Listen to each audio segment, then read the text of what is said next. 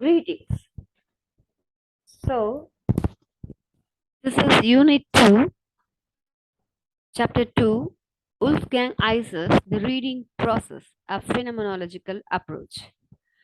So, it is better to understand phenomenology and phenomenological criticism and Roman Ingodan aesthetics when we understand Wolfgang Iser's The Reading Process. It is better. For that reason, now let's see Wolfgang Iser's The Reading Process, a phenomenological approach. Okay, reading is a process that envisage an act of comprehension. So, why do we read something? To comprehend, to understand something, right? Whenever we read meaning in a text, we read meaning into a text and out of the text. So, when we read something, we get meaning from the text and out of the text. So, while reading meaning, we have to consider two things: the actual text and the actions involved in responding to the text.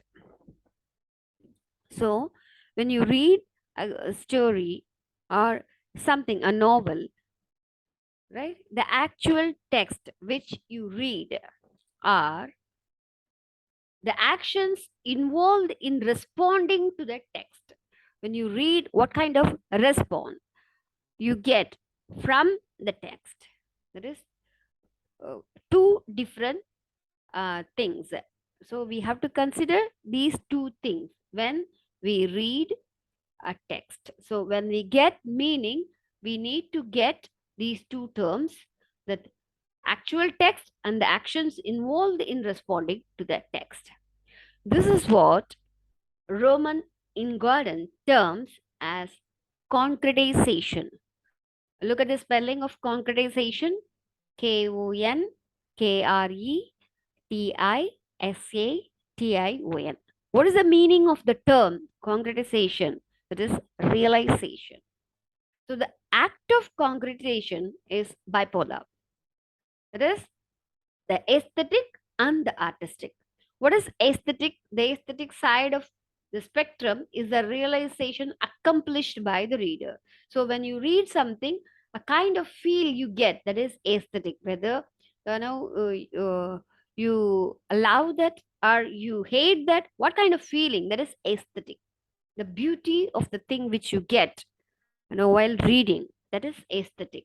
The artistic side of the spectrum holds the text created by the author. So when you read the artistic side, maybe the narration, all right, the choice of words, that is artistic. So when you read something, when you appreciate the style, the language, that is artistic. It is based on the writer's choice of words or language, style, that is artistic. Aesthetic, the kind of feeling you get, how do you experience while reading, that is aesthetic. So the concretization means bipolar, the realization, the aesthetic side as well as the artistic side. This is the term concretization, you know, uh, uh, by Roman Ingarden. A work of art is greater or lesser depending on its ability to bring together. Uh, you know, work of art here, when you see the text as a text, when you read the text, the reader and the text meet certain point. That is realization, that is concretization, that is work. Now, when you read something, reading is a separate one. The writer which produced that text, that is separate thing. When you read, the both end meets at certain point. That is the realization. That is art, work of art. That is work. So work is always greater than the text because, in the words of the new critics, a text simply is divorced from its creator and comes alive only when read.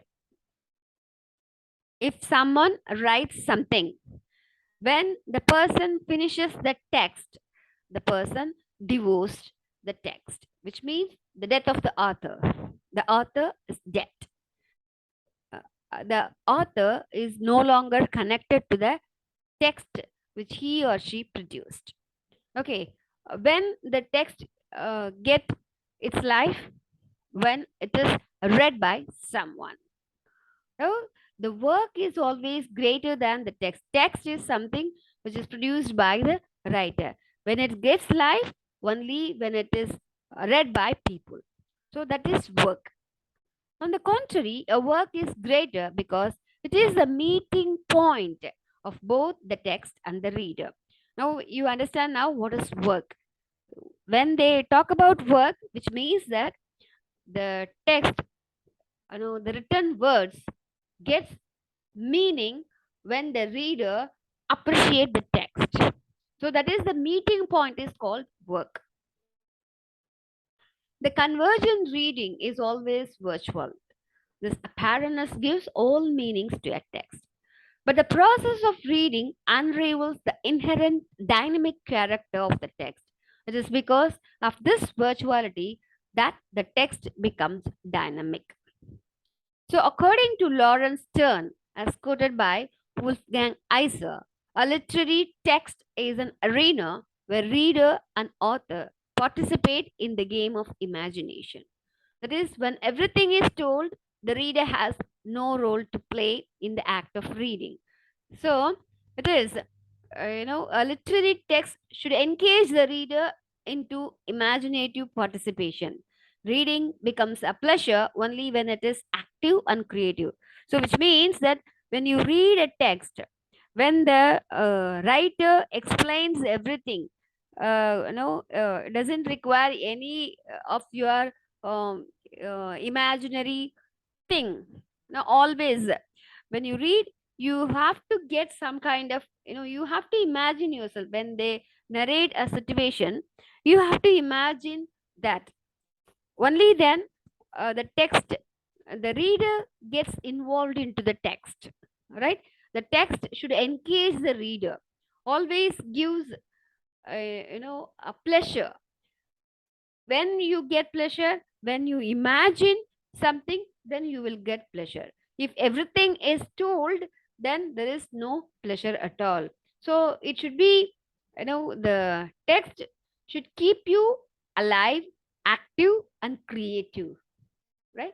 So it is very important to note that in this process of creating meaning, the text may engage too much, creating overstrain on the reader. So, suppose when you read a text, you have to read the same line two or three times to get the meaning. Then you should get, bored, or you may not be involved into the text because to understand, to comprehend the text is difficult.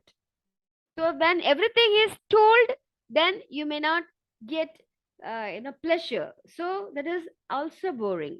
So it should not disengage, or it should not make you to misrepresent. Therefore, care should be taken not to distort the meaning of a text on subjective discrimination. This is what Wolfgang Iser goes on to say, that the right balance of convergence and concretization takes place when the reader focuses on the unwritten part of the text. That is, concretization is realization, right? The balance, unwritten part of the text. So, always like how Keats said, heard melodies are sweeter. What is that in Ode on a Grecian urn? That heard melodies are sweet, but those unheard are sweeter, right? So always heard melodies are sweet, but those unheard are sweeter. This is what here they mentioned, right? What do they mention here? Unwritten part of the text. That makes you, that makes the reader to focus on, to keep the reader creative, active. So Iser calls them blanks or gaps in the text. These blanks or gaps can be typographical, syntactical, semantical, or semiotic. So these gaps, what is that? Unwritten part of the text. So these unwritten part of the text called by Iser as blanks or gaps in the text. How these blanks or gaps may be? They can be typographical, syntactical, semantical, or semiotic. So Iser believes that the unwritten stimulates the reader's imagination. So the unwritten words, right?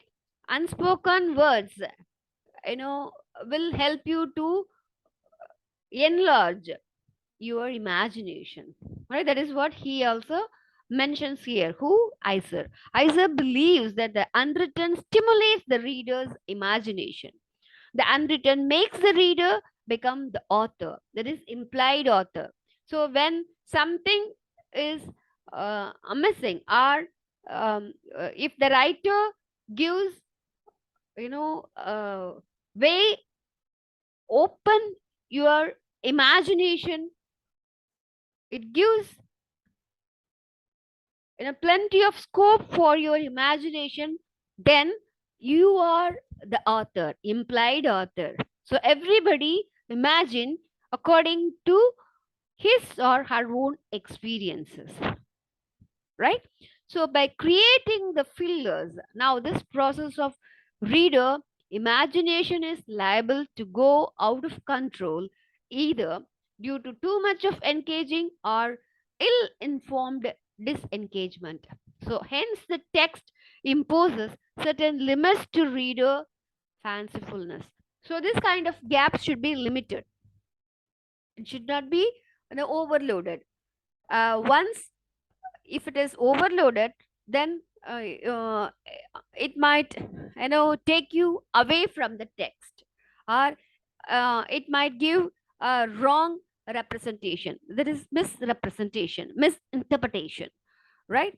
So it should be limited, so that the text will keep you active and you can move on to the next part of the text, right? Such imposition will prevent either over-signification, that is hyperbolic, or under-signification, that is a retort. The nature of the role of gaps and blanks allows even the trivial, the unnoticed, the less noticed, and the deliberately ignored, and make it serious and enduring. How this is formed is seldom noticed or explained. But this is the ultimate interaction between the reader of the text. So the gaps should be limited, and it should be, it should not be unnoticed. It should be noticed, specific, right? And it should not deliberately ignored, right? It should be right, to the point. This apparently describable and inexplicable engagement between reader and the text in the act of realization. The act of realization is termed as concretization by Wolfgang Iser. Can be explained by a phenomenological analysis. Sorry, concretization is a term by the phenomenologist. Who's that? Roman Ingarden. This reading as a dynamic virtuality is mainly psychoanalytical. Hence, such an abstract concept needs or requires a phenomenological analysis. So we come to know, we come to understand this concept is something, abstract. You know, when we define what is work, it is really difficult to define what is work, right? The meeting point of the text and the reader is called work. Now, when something is written, the words are not work, right? When the words get when the words get meaning, right, from the reader, the meeting point of the words and the reader is called work. Reading is an act of pleasure only when it is active and creative. So, phenomenology is a way of examining the act of reading in relation to the way in which the sentences act upon one another. How consciousness between two entities elate with each other in bringing about meaning. The basic premise for such an analysis is to examine the way sequent sentences act upon one another. So, according to Roman Ingarden, the world presented by literary text is connected and constructed through what he calls intentionalized con- correlate, which means intentional sentence correlative. These intentional sets correlate form subtle connections. That is, sentences either link themselves or linked by the reader to form complex units of meaning, giving rise to different genres of varied structures. So, it is important not that these sentences are only componential parts and do not make the sum total of the text itself. So, when you read, you have to understand one thing, that intentional sentence correlatives, so interconnected, all the words, all the sentences are interconnected according to Roman Ingarden. The world presented by literary text is connected and constructed. Now it is constructed and connected, interconnected, everything is interconnected, conceiving the connection between correlatives. Connections are points or places or hints or gaps in a text which allow the reader to climb aboard the text. The climb aboard the text, that is, go into the text or explore. Climbing aboard or entering to explore involves participation of the reader and acceptance by the text. This participation and acceptance are based on a plan or pre intention. So, these two terms are Edmund Husserl's terms. So, according to Husserl, the expectation formed in the act of realization. Reading is called pre intention. In the act of reading, expectations are continually modified by the intentional correlatives. So, expectations are scarcely fulfilled in literary text. If expectations are fulfilled, it offers no room for imagination and therefore result in a defective text. So, intentional correlatives are rigid and unyielding and didactic text. The more the text is clear without raising expectation, the more it is distanced from the reader. They arouse interest in what is to come. When they are modified in succeeding sentences, it makes one rethink on what has already been read and reconstruct that which is to be said. So it is very easy to understand the whole concept here. Now, how do you like to watch a movie, or how do you like to read a story? You need twists and turns. When the text allows you to imagine, then you will get kind of interest, pleasure in reading the text. When the movie allows you to think, what is uh, what is next, then you will not get involved to the movie. If the movie keeps you, under pressure or keeps you alive, then you will get some kind of interest, attraction towards the movie. This is what they say, that when everything is explained, without any doubt, without giving any opportunity to imagine, then it is kind of, without raising any kind of explanation, then it is distanced from the reader, because the reader has no point, the reader has no job in that text. Just to read the text, he or she understand what the author has said. So it is like when you read the definition of certain terms, you have uh, no point of imagine yourself. That is why when you find definitions, it is kind of boring, because you are not no, the author is not allowing to imagine about the definition or about the concept.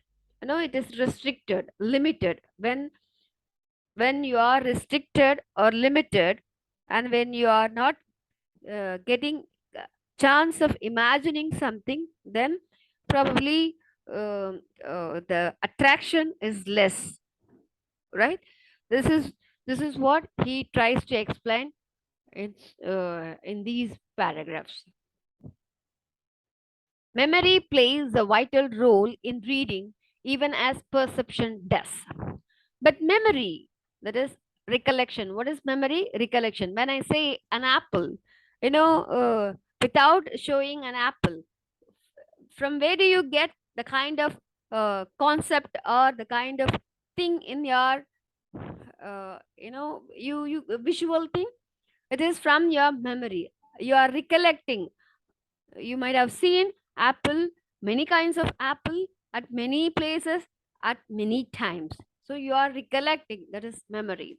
And perception, observation are not identical. So your memory, that is recollection, and perception, observation are not identical. It is not the same.